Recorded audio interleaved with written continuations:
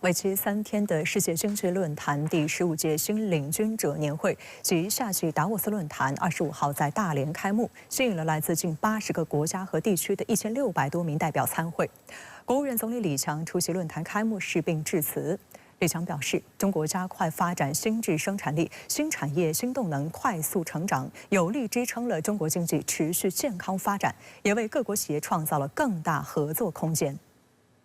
暌违5年后，夏季达沃斯2024年年会25日在大连正式启动。在3天的时间里，来自政界、商界、社会组织、国际组织和学术界的约1600名全球领袖齐聚于大连国际会议中心，共同推动合作伙伴关系和具有创新力和影响力的解决方案，助力全球经济恢复。 今年的夏季达沃斯论坛依然保持着高规格，包括波兰总统杜达以及越南总理范明政等国际政要都出席了这次会议。值得注意的是，波兰总统昨天还在北京对华进行国事访问，今天便赶赴大连参加夏季达沃斯，这也体现了他对于这次盛会的重视。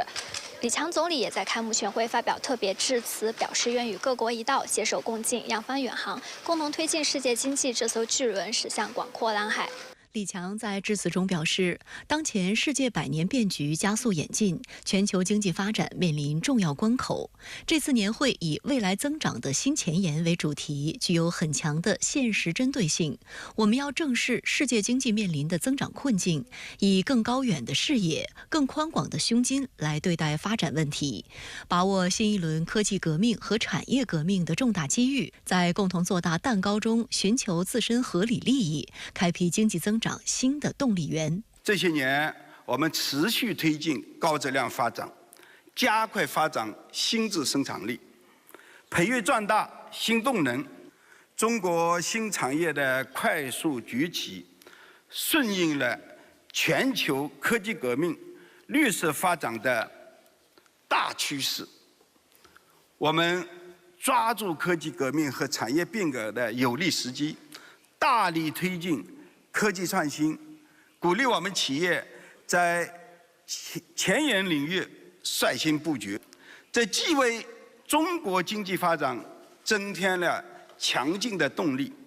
也为各国企业创造了更大的合作空间和发展机会。 致辞后，李强就中国经济及新兴产业等回答了世界经济论坛主席施瓦布的提问。他强调，中国注重固本培元，增强经济发展的基础支撑能力，长短结合、标本兼治，打好政策组合拳，扎实推动高质量发展。 坚持把新技术、新产业的发展特征、中国的国情特点及各个地方的优势特色结合起来，在提升创新策源能力、发挥应用场景优势、注重运用市场力量等关键环节下功夫，促进新业态、新模式健康成长。中国政府在宏观调控采取一些重大政策的时候，会更加强调长短结合、标本兼治。 在多个目标任务当中，我们尽可能找到一个平衡点。我们说要有效地推进高质量的发展。 当天上午，李强会见施瓦布时表示，近年来世界经济增长放缓，与个别国家搞各种形式的脱钩断链、筑墙设垒有很大关系。各国经济相通则共进，相避则各退。 我们要坚持开放胸怀，深化互利合作，携手寻找经济增长的新前沿。施瓦布表示，在当前复杂的国际形势下，加强国际合作比以往任何时候都更加重要。 世经论坛致力于继续同中国开展紧密合作，促进世界经济稳定健康发展，共同应对全球性挑战。世界经济论坛新领军者年会于2007年由世界经济论坛主席施瓦布和中方领导人共同提议设立，其目的是为全球成长型公司创造一个可以共同规划未来工商业发展远景，并同世界1000强公司、各国和地区政府之间展开对话 的互动合作平台，因其与每年年初在瑞士达沃斯举办的世界经济论坛年会互相呼应，各有侧重，所以也被誉为夏季达沃斯论坛，定期在天津、大连或者其他中国城市之间轮流举办。值得一提的是，首届夏季达沃斯论坛2007年在大连举办时，中国的国内生产总值约3.5万亿美元，大致占全球经济份额的6%。如今，中国已成为世界第2大经济体，是140多个国家和地区的主要贸易伙伴。2023年，国内生产总值逼近18万亿美元，全球占比超过17%。中国连续多年对世界经济增长贡献率超过30%，是世界经济稳定增长的重要引擎。夏季达沃斯也因此越发受到国际社会的关注。世界经济论坛有2根支柱，一个是夏季达沃斯，一个是冬季达沃斯。世界经济论坛创始人兼执行主席施瓦布曾这样说：如果说今年年初瑞士召开的冬季达沃斯论坛是寒风凛冽，大家都对2024年充满彷徨，但到了夏天，在大连这座美丽的滨海城市，气氛已经有了不小变化。我在现场亲身感受到来自世界各地的企业家们干劲十足。在会议中心里，到处都是圆桌，企业家们围着一张张圆桌现场，开启了圆桌会议。正如中国人常说的，只要想干事，办法总比困难多。好的头脑多的是，但好的点子可遇不可求，而好的商机更是转瞬即逝。这是我对大连夏季达沃斯的最大感悟。在采访中，我也发现，与我此前参加的学术或者其他类型的会议不同，在这里我看到了不少一路小跑的人，真实感受到了一把商场如战场。